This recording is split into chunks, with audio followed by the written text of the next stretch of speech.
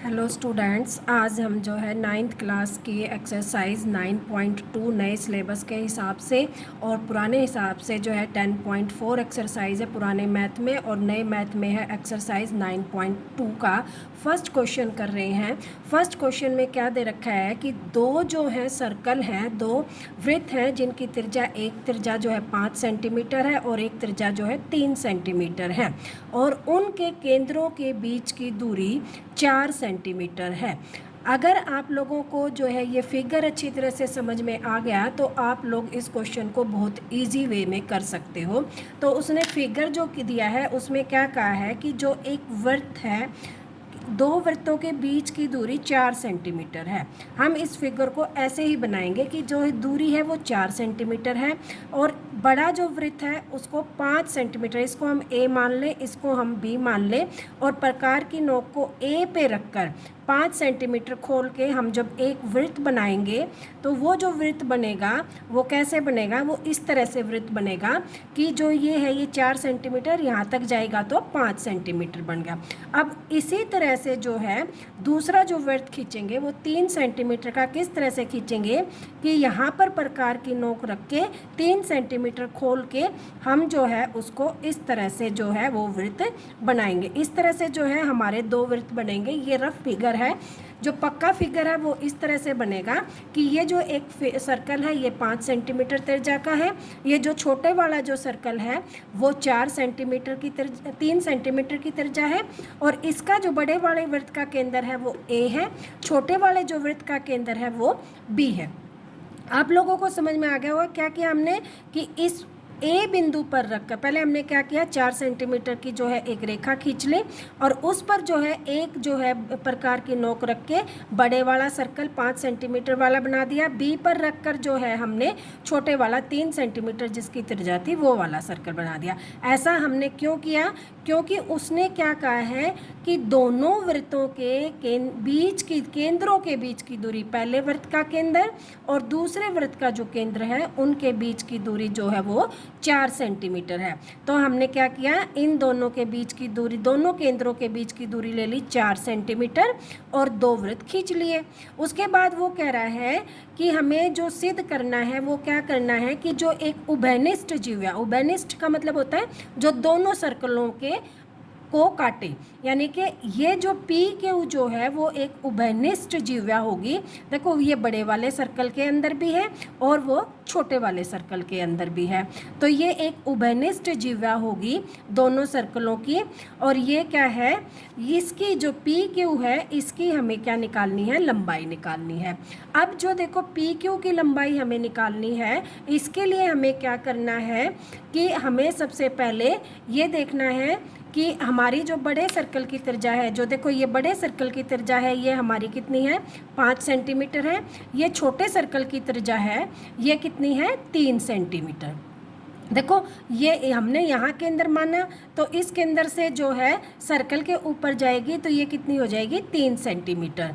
अब हमें क्या करना है, और इन केंद्रों के बीच की जो दूरी दे रखी है वो कितनी दे रखी है, 4 सेंटीमीटर। अब हम जो है ये चीज़ अगर हमें समझ में आ गई तो हम क्वेश्चन को बहुत इजी वे से निकाल सकते हैं। अब देखो हमें पता है कि जो पाइथागोरस थ्योरम होती है वो क्या होती है, दो भुजाओं के वर्गों का जोड़ तीसरी भुजा के अगर बराबर है तो वो त्रिभुज क्या होती है, समकोण त्रिभुज होती है। पाइथागोरस थ्योरम हमेशा समकोण त्रिभुज पर लगती है। और देखो यहाँ पर जो है हम लिखेंगे, दिया है क्या दिया है, 5 सेंटीमीटर और 3 सेंटीमीटर जीवा के दो वृत्त हैं जिनके केंद्रों के बीच की दूरी जो है 4 सेंटीमीटर है। ज्ञात क्या करना है, उभयनिष्ठ जीवा। उभयनिष्ठ जीवा हमारी क्या होगी, ये वाली पी क्यू जो है हमारी उभयनिष्ठ जीवा है, इसकी जो है लंबाई हमें ज्ञात करनी है। तो अब क्या कह रहे हैं, ये उभयनिष्ठ जीवा की हमें लंबाई ज्ञात करनी है। अब हल क्या करेंगे कि उभयनिष्ठ हमारी जीवा है पी क्यू और एक जो है हमने त्रिभुज ले ली ए बी पी, क्या ले ली हमने, ए पी बी। अब जो है हम ये मान लें कि इसका केंद्र ये ना होकर ये है तो इसको हम क्या मान सकते हैं, क्यू।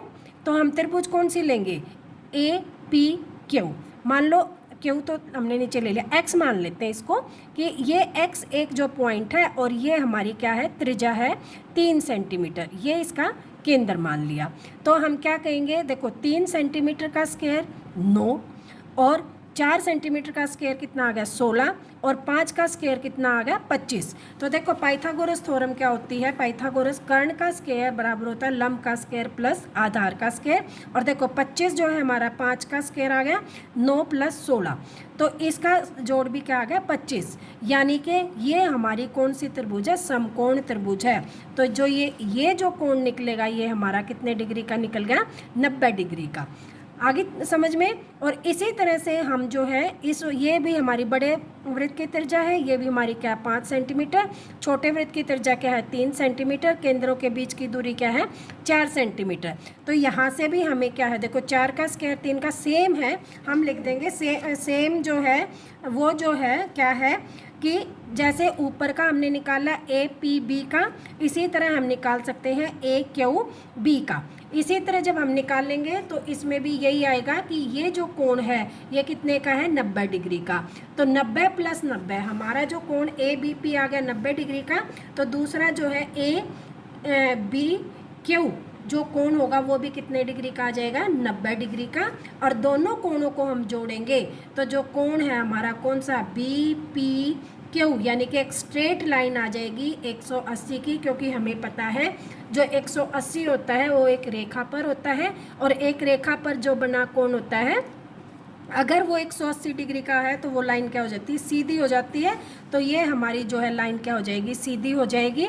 और ये हमारी क्या है 3 सेंटीमीटर, और ये भी क्या है हमारी 3 सेंटीमीटर। तो हमारी जो जिह्वा है PQ जो जिह्वा है उसकी लंबाई हो जाएगी 3 + 3 यानी कि 6। आई होप आप लोगों को ये क्वेश्चन समझ में आ गया होगा। एक बार और अच्छी तरह से समझ लो क्या किया है हमने कि जो हमारी केंद्रों के बीच की दूरी है वो कितनी है 4 सेंटीमीटर, ये दिया हुआ है। फिर 5 सेंटीमीटर का हमने प्रकार खोल के यहाँ रख के प्रकार को और एक हमने सर्कल बना दिया 5 सेंटीमीटर का। आई थिंक आप लोगों को ये क्वेश्चन समझ में आ गया होगा। और उसके बाद क्या किया, छोटा जो वृत्त है उसकी त्रिज्या है 3 सेंटीमीटर। बी जो पॉइंट है ये पीछे वाला जो पॉइंट है इसको जो है यहाँ पर प्रकार रख के जो है 3 सेंटीमीटर का हमने एक और वृत्त खींच लिया।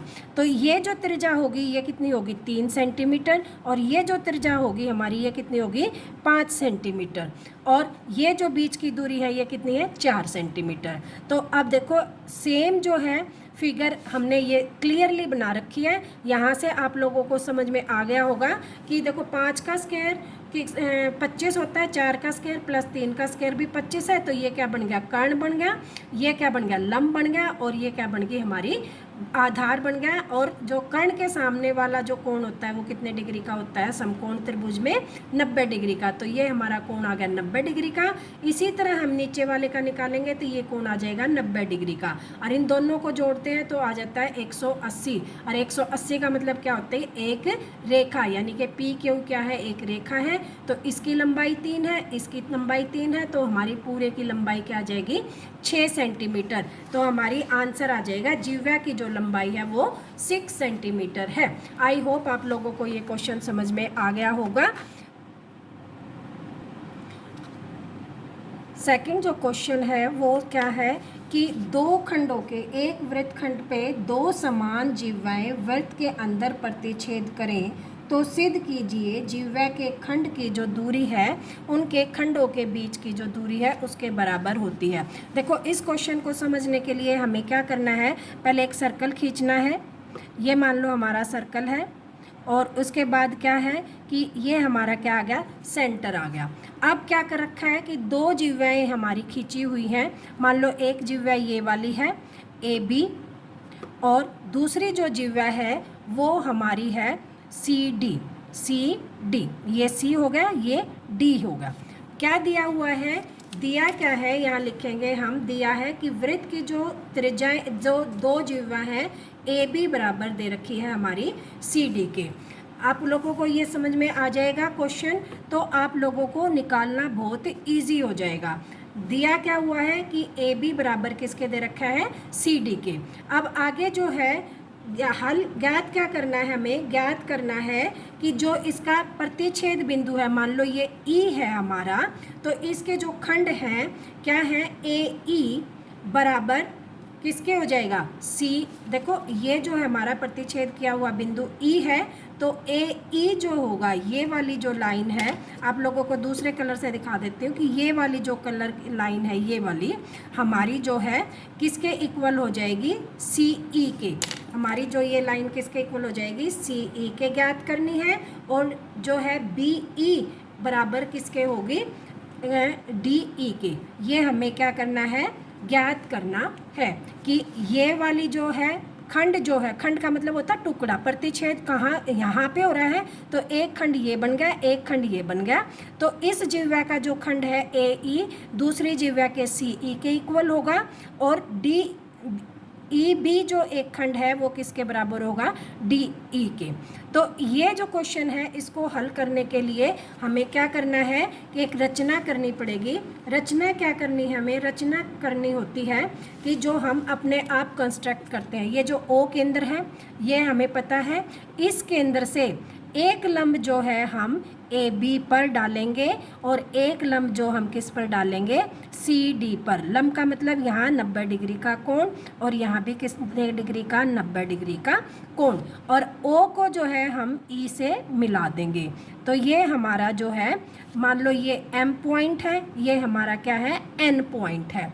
तो अगर आप लोगों को ये समझ में आ गया तो आगे क्वेश्चन इजीली हो जाएगा कि हमने ये रचना कर दी है। अब क्या करना है कि रचना कर दी हमने कि जो है ओ से केंद्र पर एम ओ और एम एन जो है, एम एन लंब है किस पे, O N, sorry O N जो लंब है, देखो ये है ओ और ये है एन। ओ एन जो लंब है वो किस पर है, सी डी जीवा पे है। और एम ओ जो लंब है, एम ओ जो लंब है वो किस पे है, ए बी पे है, ए बी जीवा पर है।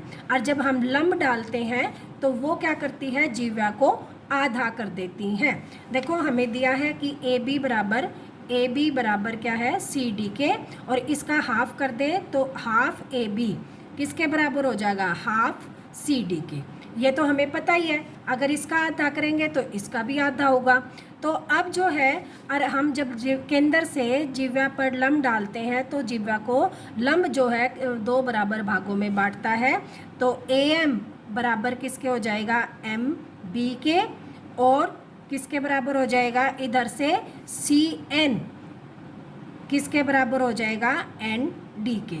ये हमने क्या किया, हमें कहाँ से पता चला, प्रमेय से। प्रमेय से हमें क्या पता चला कि केंद्र पर जो है, केंद्र पर जब हम केंद्र से जीवा पर लंब डालते हैं तो क्या है, जीवा जो लंब जो है वो जीवा को 2 बराबर भागों में बांटता है, बराबर भागों में बांटता है। आप लोगों को ये समझ में आ जाएगा तो आगे भी क्वेश्चन आ जाएगा। इजी क्वेश्चन है अगर आपको फिगर अच्छी तरह से समझ में आ गई और आपको प्रमेय याद है। तो अब देखो ये वाला जो है हो गया। अब हम लेंगे त्रिभुज। कौन कौन सी त्रिभुज लेंगे, कौन सी त्रिभुज, एक ये वाली, देखो एक ये वाली, इसको मैं कलर कर देती हूँ कि एक हम ये वाली त्रिभुज लेंगे, कौन सी, ओ एम ई। और दूसरी वाली जो त्रिभुज लेंगे उसको मैं ब्लैक कलर से, ब्लैक पेंसिल से कर देती हूँ, ये वाली। अब आप लोगों को क्लियरली समझ में आ गया, एक ब्लैक वाली एक पर्पल वाली, जो ये 2 त्रिभुज हैं ये हमने लेनी है। क्या करेंगे, त्रिभुज किसमें, त्रिभुज ओ एम ई और त्रिभुज कौन सा, ओ एन ई में क्या करेंगे। देखो अब यहाँ पर देखो इसमें क्या है, ये जो ओ ई है ये दोनों में कॉमन है, तो ओ ई बराबर क्या हो जाएगा, ओ ई क्या लिखेंगे, उभयनिष्ठ। क्या लिखेंगे, उभयनिष्ठ या कॉमन, कुछ भी लिख सकते हैं हम। और ये देखो ये लंब है तो ये वाला कोण इस वाले कोण के बराबर होगा क्योंकि हमने लंब डाला है। तो कौन से वाला कोण, ओ एम ई। देखो जहाँ कोण बनता है वो हम बीच में लेते हैं, तो एम पर कोण है, इधर एन पे है, तो हम लिखेंगे कोण कौन सा, O M E is equal to क्या है, ओ एन ई। क्या लिखेंगे, प्रत्येक 90 डिग्री का, क्योंकि हमने जीवा पर लंब डाला है। दूसरा जो है कि एम एन बराबर M O, MO is equal to NO। क्यों? देखो, जब जिह्वाएं समान होती हैं तो केंद्र से उनकी जो दूरी होती है वो भी क्या होती है? बराबर होती है। यहाँ लिखेंगे हम जिह्वा बराबर तो केंद्र से दूरी बराबर होती है। तो क्या हो जाएगा? ये त्रिभुज MOE सर्वांग सम है त्रिभुज NOE के। ठीक है, ये दोनों त्रिभुज सर्वांग सम आ गई तो क्या हो जाएगा? By CPCT ME is equal to हो जाएगा NE। यहाँ लिखेंगे हम बाय CPCT। CPCT का मतलब क्या होता है? त्रिभुज के सर्वांग समता के नियम के अनुसार अगर ये त्रिभुज इस त्रिभुज के सर्वांग सम है तो ये भुजा इस भुजा के क्या हो जाएगी? बराबर हो जाएगी। तो अब देखो, यहाँ से ये जो है बराबर होगी तो यहाँ से हम देखो समीकरण किससे? 1 से, जिसको हम समीकरण 1 कह दें कि AM किसके बराबर है? CN के। AM ये जो है, देखो ये हाफ थी तो AM जो है बराबर किसके है? देखो half of AB, half of AB किसके बराबर है? AM के। और हाफ ऑफ CD किसके बराबर है? CN के। तो AM इज इक्वल टू क्या किसके हैं? CN के। ठीक है, कहाँ से? यहाँ से समीकरण 1 इसको बोल देते हैं चलो कि समीकरण 1 से क्या है? हाफ ऑफ AB, ठीक है, हाफ ऑफ CD के बराबर है। और हाफ ऑफ AB को हम क्या लिख सकते हैं? AM। और हाफ ऑफ CD को हम लिख सकते हैं CN। इसको समीकरण 2 दे दें, इसको समीकरण 3 दे दें तो यहाँ हाफ ऑफ AB की जगह हम AM लिख सकते हैं, हाफ ऑफ CD की जगह हम CN लिख सकते हैं। और इसमें हम जो है दोनों तरफ ME जोड़ दें तो क्या आ जाएगा? AM plus ME equal to CN plus NE। अब देखो, अब हमारे देखो AM प्लस ME, ये E है तो AM प्लस ME किसके बराबर होगी? इस पूरी भुजा के AE के। और यहाँ से CN प्लस NE किसके बराबर होगी? इस पूरी भुजा के CE के। तो हम यहाँ पर कह सकते हैं कि AE इज इक्वल टू किसके है? किसके हैं? CE के। एक हमें आ रहा है यहाँ पे, यही प्रूव करना था, AE is equal to C। एक प्रूव हो गया। अब हमें क्या प्रूव करना है? ये छोटे वाला हम प्रूव करने के लिए क्या करेंगे कि इस पूरे में से, किस में से? AB भुजा जो है ये वाली, AB में से AE घटा दें और CD में से CE घटा दें तो क्या आ जाएगा? AB minus AE equal to CN minus CE। क्यों? क्योंकि देखो ये भुजा हमें जो है, ये भुजा इस भुजा के इक्वल हमने निकाल ली है और ये भुजा हमारी शुरू में दे रखी है कि ये भुजा इसके बराबर है। जब दो भुजाएं बराबर हैं तो उनको आपस में सब्ट्रैक्ट कर लें तो कोई दिक्कत नहीं होती। अब देखो पूरी क्या है? AB, इसमें से AE हमने सब्ट्रैक्ट कर दी तो क्या बच गई? BE। इसी तरह CD में से हमने CE सब्ट्रैक्ट कर दी तो क्या बच गई? DE, ये वाली भुजा। तो इसको हम लिखेंगे क्या? BE is equal to DE। और यही हमने जो है दूसरा जो है प्रूव करना था, ये वाला। तो आई थिंक आप लोगों को ये क्वेश्चन भी समझ में आ गया होगा। 2 क्वेश्चन आप लोगों के हो गए हैं। तीसरा क्वेश्चन जो है वो आगे करेंगे। थर्ड क्वेश्चन हमारा जो है वो क्या है? सेम जो है नियर अबाउट सा है कि जो है इसी तरह का है कि एक जो है केंद्र सेंटर मानकर एक केंद्र खींचा है हमने और उसमें जो है 2 जिह्वाएं जो हैं वो समान दूरी पर प्रतिच्छेद, समान जिह्वाएं हैं। मान लो ये AB है और ये क्या है? हमारी CD है, C और D है, ये दे रखा है। उसके बाद उसने क्या कहा कि केंद्र से अगर हमने एक लंब ये डाल दिया और एक लंब ये डाल दिया, वही M और N लगा ले और ये O है, तो ये कह रहा है कि जहाँ पर ये प्रतिच्छेद करती हैं, क्वेश्चन में क्या दिया गया है कि 2 जिह्वाएं हैं समान लंबाई की, यानी कि दिया क्या हुआ है, फिर देख लो दिया है, क्या दिया हुआ है कि ए बी बराबर किसके है, सी डी के।